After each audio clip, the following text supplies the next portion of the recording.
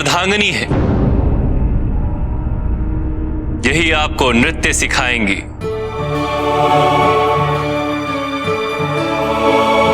है ना हरिप्रिया?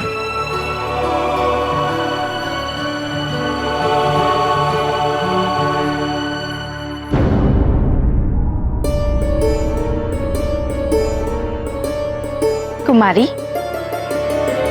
मैं तुमसे कब से भेंट करना चाह रही थी। कैसी हो तुम? उन प्रश्नों के उत्तर ढूंढ रही हूं जो प्रश्न ही मेरे लिए स्पष्ट नहीं।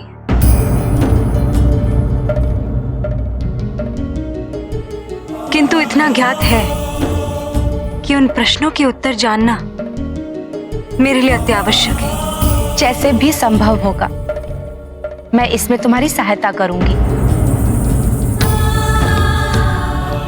आरंभ करें।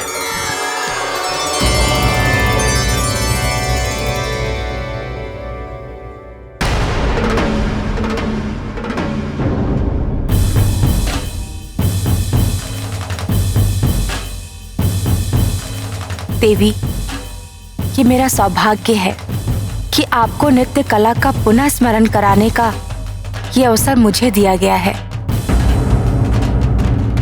इसके लिए शिव और शक्ति को मेरा नमन है।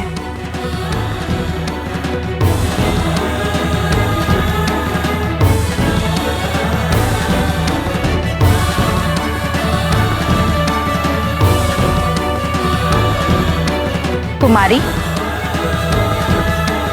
संगीत एवं नृत्य कला मात्र नहीं है, अपितु एक माध्यम है स्वयं को अपने अंतर्मन से जोड़ने का।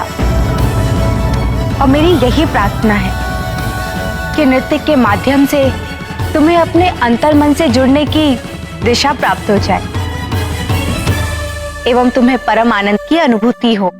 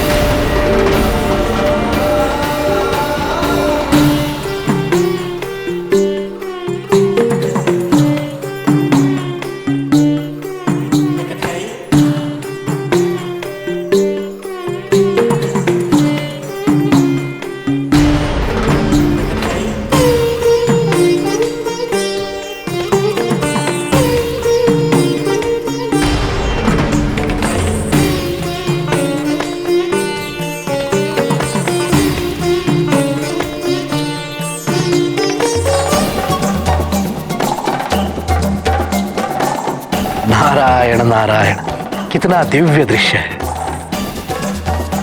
माता आदिशक्ति का नृत्य और माता लक्ष्मी की सकारात्मकता समस्त लोकों में ऊर्जाएं प्रसारित करती हुई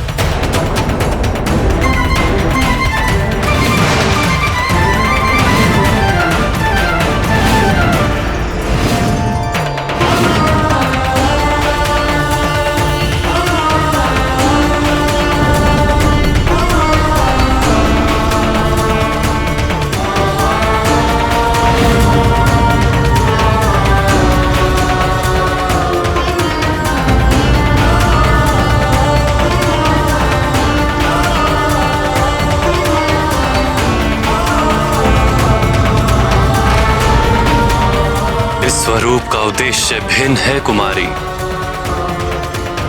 और तुम्हें उसे पूरा करना ही होगा। महादेव से मिलन हुए बिना।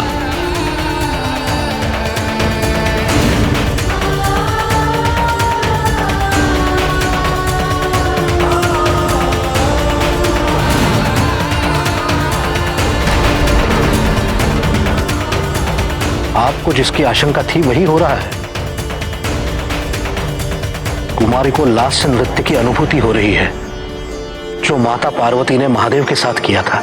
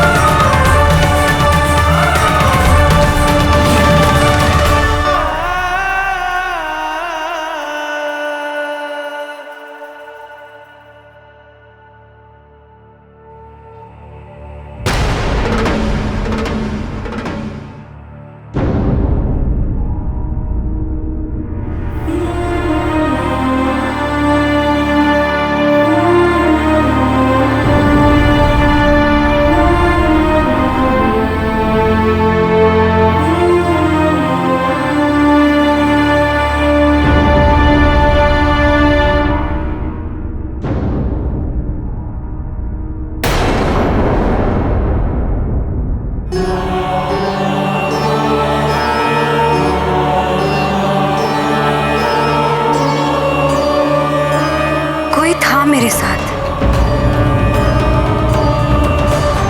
वही आकृति अर्धचंद्र धारण किए हुए। संगीत और नृत्य व्यक्ति में विभिन्न प्रकार की अनुभूतियां उत्पन्न करते हैं, और तुम उस आकृति के बारे में बहुत पहले से ही सोच रही थी। इसमें कुछ असाधारण नहीं। क्या नृत्य से तुम्हारी व्याकुलता और क्रोध कुछ कम हुआ?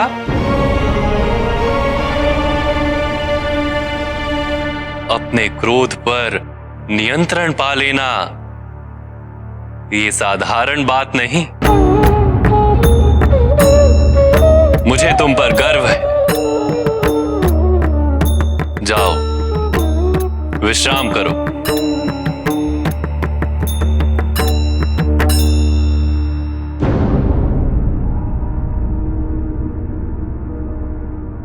नारायण नारायण। कुमारी अपने मूल रूप के प्रति और भी जागृत हो रही है। कुमारी और महादेव के विवाह को रोकने के लिए नारायण को अत्यंत चुनौतीपूर्ण स्थिति का सामना करना होगा। और यही नहीं, नारायण द्वारा महादेव और कुमारी के मिलन को रोकना एक और बड़े संकट का आरंभ होगा।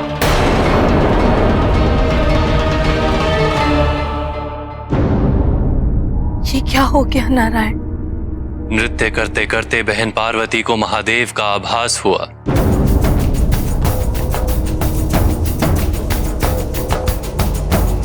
अब उनका आकर्षण महादेव की ओर और भी बढ़ गया है। दूसरी ओर बाणासुर इस अवसर की प्रतीक्षा में है कि कब वो आक्रमण करे।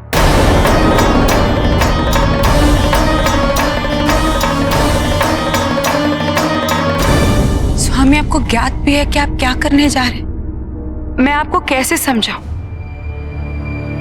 कि जो आप करने जा रहे हैं उसे समस्या का समाधान नहीं, उसकी जटिलताओं को और बढ़ावा मिलेगा।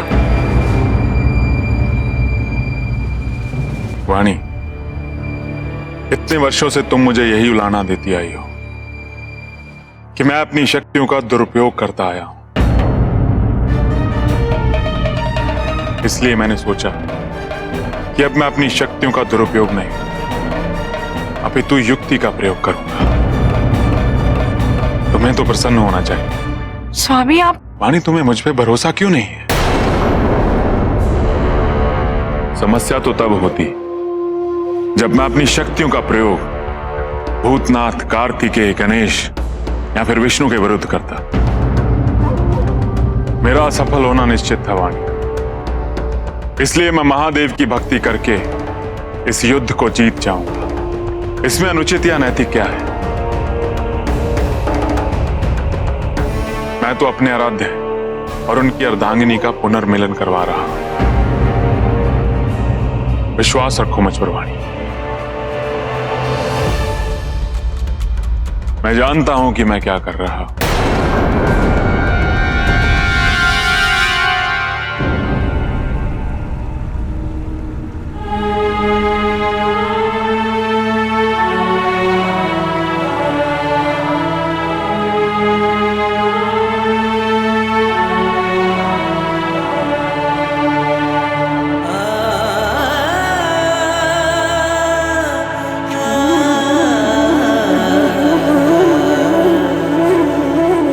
किसकी प्रतिभा है?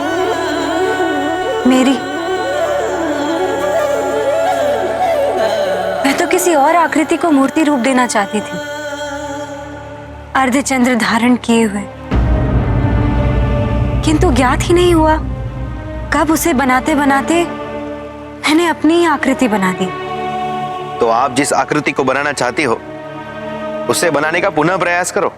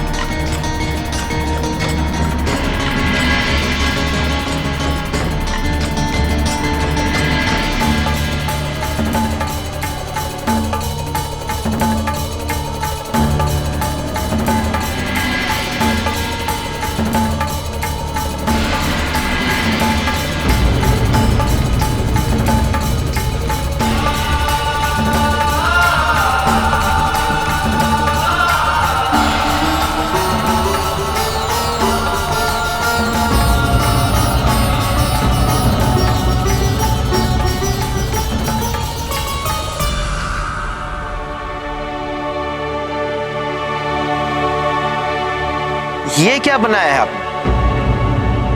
इसमें तो कोई भाव ही नहीं है।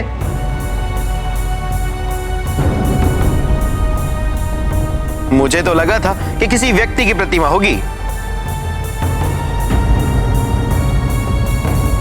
मैं नहीं जानती,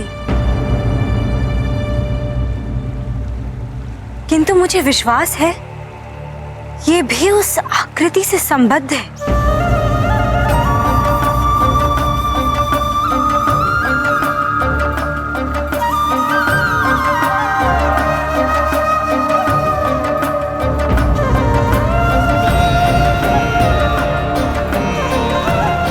अनादि,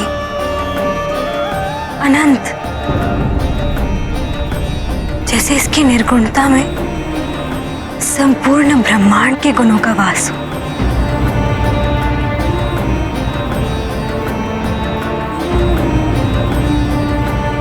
मैं आपको नहीं समझा पाऊंगी।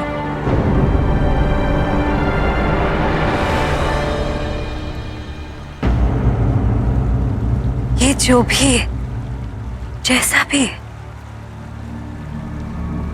यही संपूर्ण है।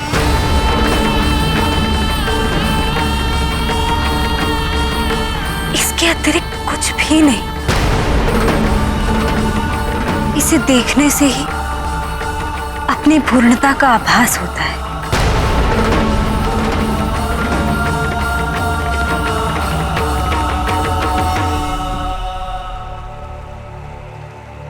कुमारी, और क्या लग रहा है इस आकार को देखकर? ध्यान से देखो, सोचो और फिर बोलो। जैसे इसका आकार तो संपूर्ण है, किंतु कुछ है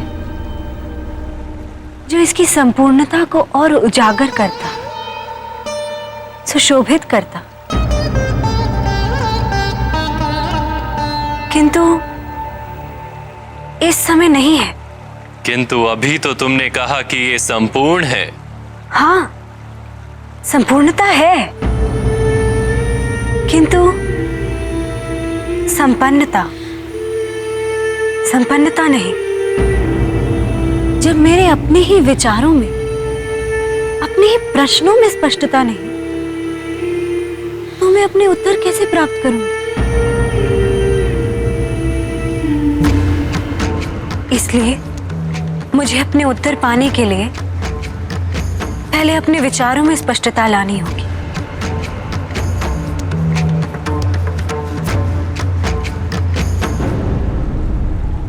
मैं जानती हूं मुझे वो स्पष्टता कहां प्राप्त होगी।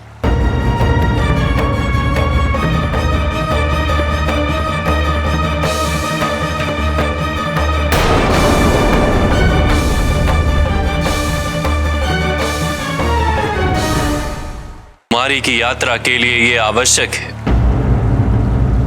शक्ति को इस जन्म में महादेव से अलग भले ही रहना पड़े, किंतु बाणासुर का वध तभी होगा जब आदि शक्ति को अपनी शक्ति की अनुभूति होगी।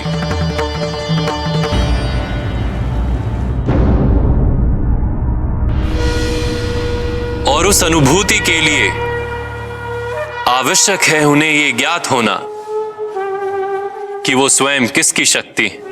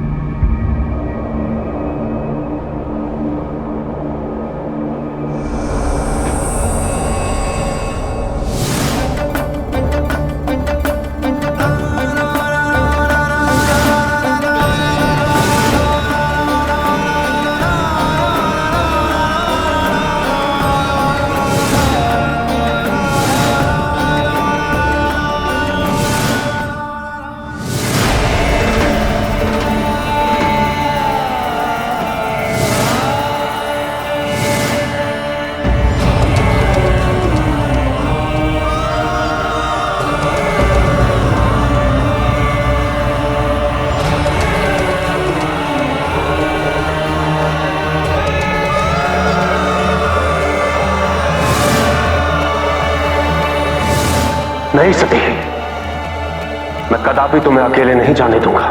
आपको मेरी सौगंध, आप मुझे रोकेंगे नहीं। यदि वहां जाने से मेरा अहित होगा तो आप मेरा अहित होने के बाद आइएगा। आपको मेरी सौगंध है महादेव।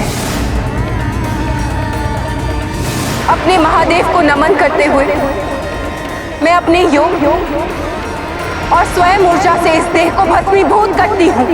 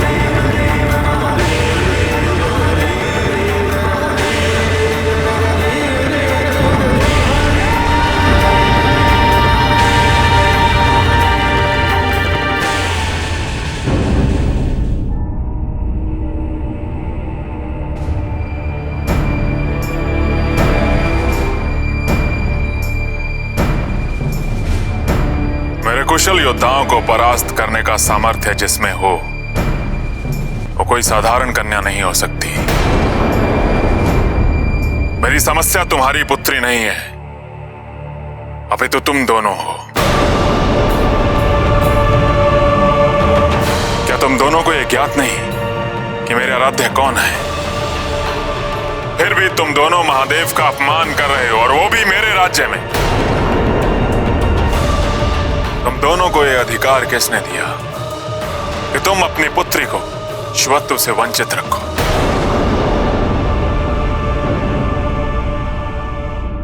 और जिनके आशीर्वाद से तुम दोनों को कुमारी के माता पिता बनने का सौभाग्य प्राप्त हुआ है, तुमने कुमारी को उनकी ही महिमा से अनभिज्ञ रखा। ये तो बहुत बड़ा पाप है, घोर पाप। क्षमा कीजिए महाराज, हमें अपने किए पर खेद है, किंतु हमने वही किया जो हमारी कुमारी के हित में था।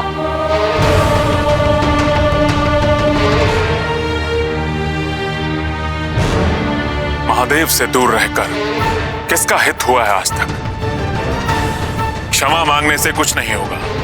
जो पाप हुआ है उसका प्रायश्चित करना होगा,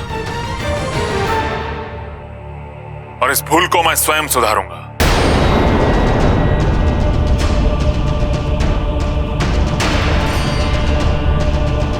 मैं स्वयं कुमारी से बात करूंगा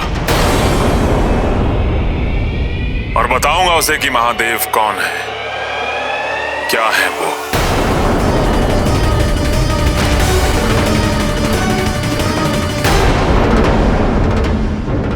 ये नहीं हो सकता। यदि बाणासुर ने कुमारी से बात की तो अनर्थ हो जाएगा, अनर्थ हो जाएगा। हमें बाणासुर को रोकना होगा।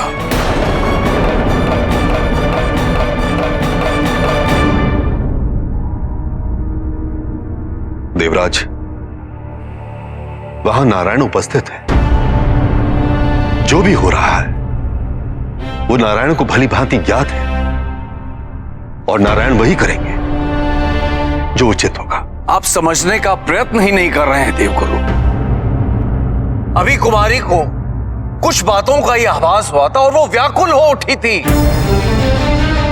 और यदि ऐसे में बाणासुर ने कुमारी को उसका सत्य बता दिया तो वो महादेव से मिलने के लिए अधीर हो जाएंगी। अब यदि कुमारी ने महादेव से विवाह करने का निर्णय ले लिया तो उन्हें कौन रोक पाएगा देवगुरु? कोई नहीं। फिर कैसे होगा बाणासुर का अंत?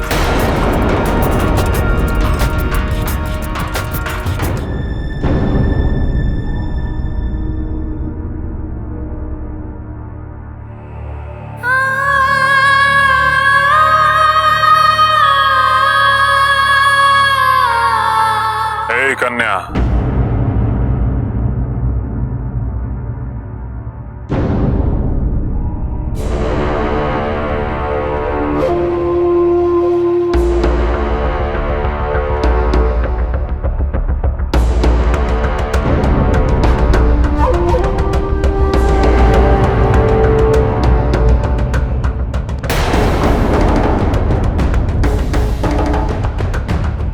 जिन्हें तुम छुपा रही हो वो तो सर्वव्यापी हैं।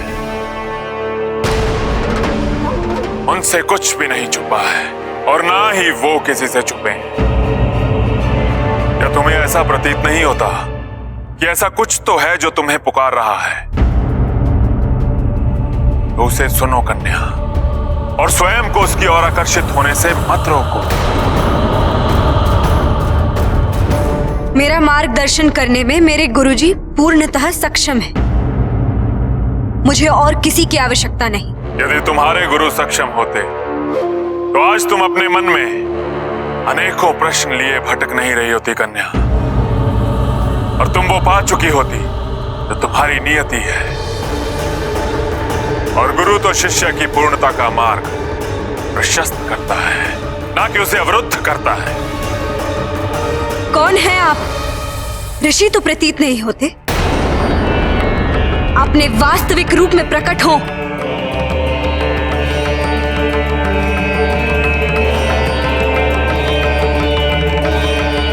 मैं वही जिसने अभी तक इस ग्राम की सारी कन्याओं में आपको ढूंढा है। मैंने कहा ना, अपना वास्तविक रूप दिखाइए। कौन है आप?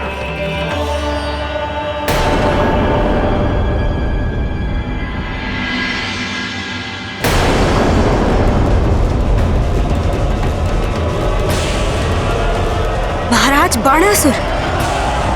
हाँ देवी, मुझे अपनी भूल का आभास हो गया है और यह आभास मुझे आप ही ने दिलाया है। मैं आपके पास क्षमा मांगने आया हूं। मैंने जो कुछ भी किया वो अनैतिक था।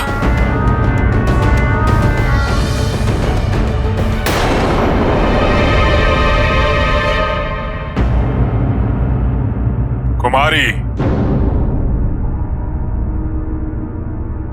जिसे आप ढूंढ रही हैं, उसे स्वयं आप ही ने छुपाया हुआ है।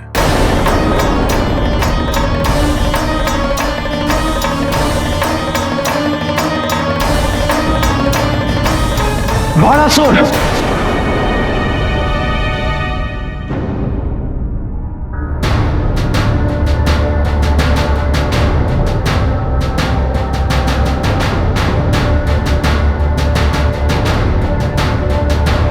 कुछ भी कहने से पूर्व सोचना और समझना। कहीं तुम कुछ ऐसा ना कह दो जो तुम्हें तुम्हारे मृत्यु तक शीघ्र ही पहुंचा दे।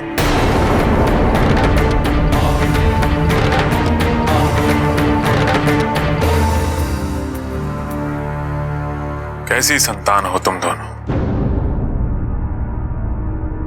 जो अपने माता पिता को ही एक दूसरे से दूर रख रहे हो। कितनी पीड़ा पहुंचा रहे हो हम दोनों को। इसीलिए मैंने उन दोनों के मिलन का मार्ग प्रशस्त कर दिया है।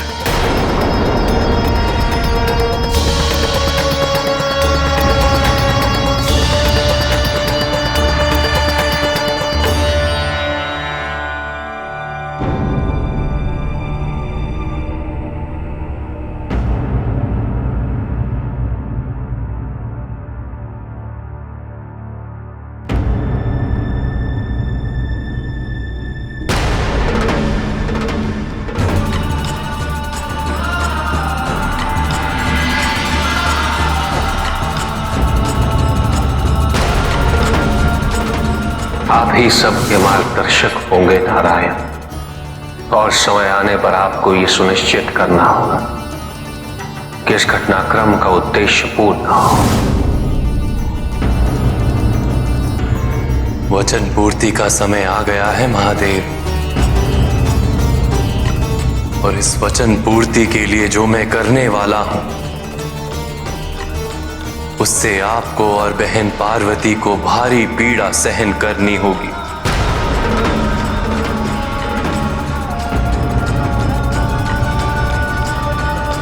उसी के लिए मैं आपसे क्षमा मांगने आया हूं। शिव और शक्ति के मिलन को रोकने की पीड़ा जो मुझे भी सहन करनी होगी उसे मैं व्यक्त नहीं कर सकता।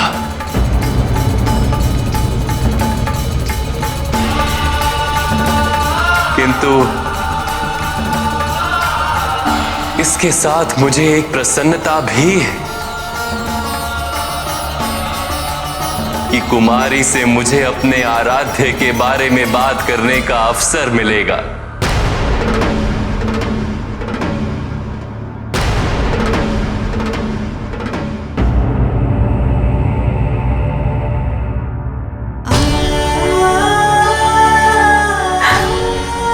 क्षमा कर दो कुमारी।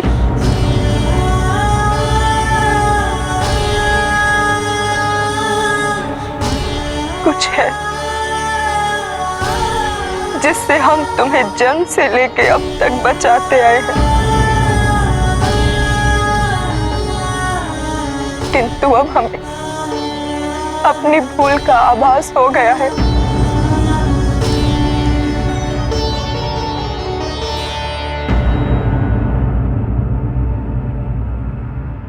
आपका दुख एवं आपकी आत्मग्लानि मैं समझ सकती हूँ, किंतु इस विषय में उचित यही होगा कि उसके गुरु उसका मार्गदर्शन करें। कुमारी, प्रशिक्षण क्षेत्र में अपने गुरु की प्रतीक्षा कर। पुत्री, जब प्रश्न स्पष्ट हो तो उत्तर भी प्रत्यक्ष होने लगते हैं।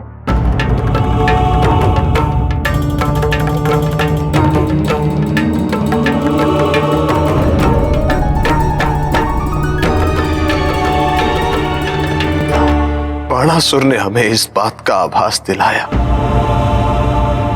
कि हमने कुमारी के जीवन को शिवत्व से दूर रखकर कितना बड़ा पाप किया है। क्या आप भूल गए कि उसने क्या किया है यहाँ की कुंवारी कन्याओं के साथ? उसके पश्चात भी आपको कुमारी के गुरुजी से अधिक बाणासुर की बातों पर विश्वास है। किंतु हम तो अपनी पुत्री को केवल सुखी और सुरक्षित देखना चाहते हैं, और दोनों ही तब तक संभव नहीं जब तक हम उसे शिवत्व से दूर रखें। आपको तो ज्ञात है, आपकी पुत्री कोई साधारण कन्या नहीं है। उसका जन्म एक विशेष उद्देश्य को पूर्ण करने के लिए हुआ है, जिसमें उसके गुरु भी उसके साथ हैं। जब तक उसका ये उद्देश्य पूर्ण नहीं होता, महादेव के विषय में कोई बात नहीं होनी चाहिए। होनी चाहिए, और होगी भी।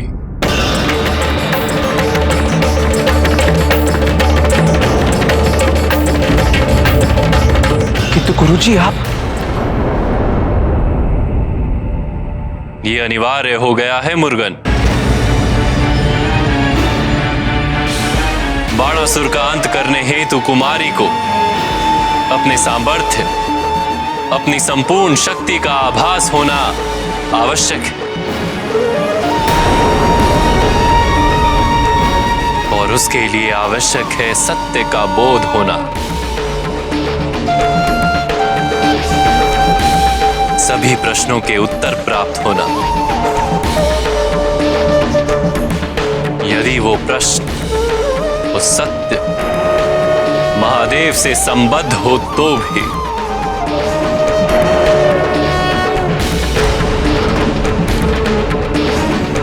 आप दोनों को चिंता करने की कोई आवश्यकता नहीं।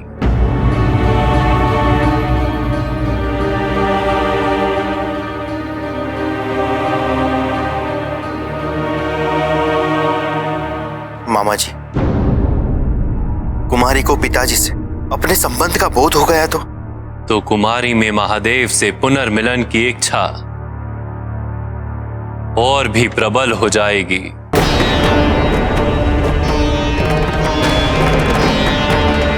और स्मरण रहे,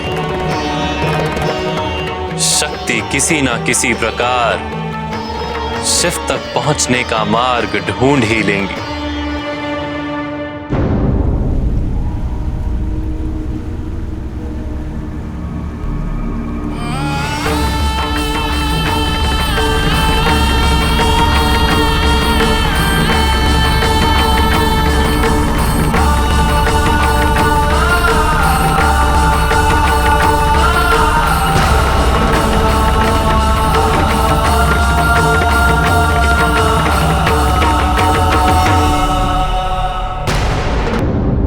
गणेश, कार्तिक और नारायण मुझे कभी भी कुमारी के समीप नहीं जाने देंगे। इसलिए मुझे अपने उद्देश्य की पूर्ति कुमारी के माता पिता के माध्यम से ही करनी होगी।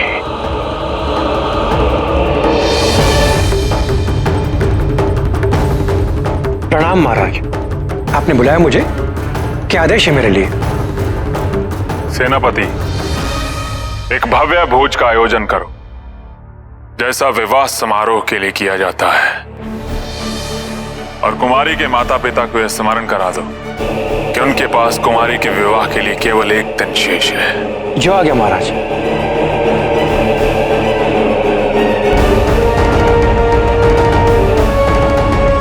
अब केवल एक दिन शेष है मुझे मृत्यु प्राप्त करने के लिए।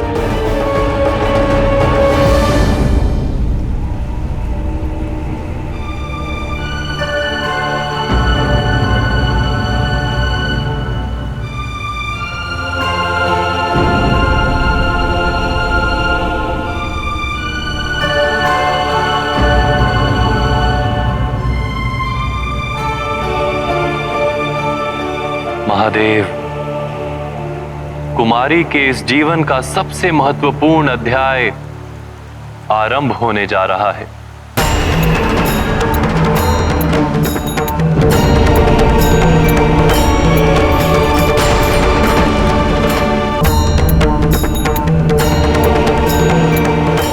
कुमारी,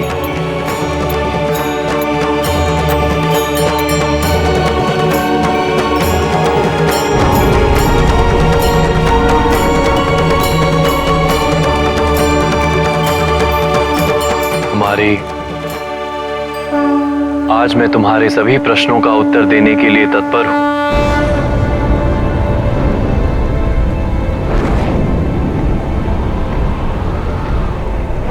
महादेव कौन है?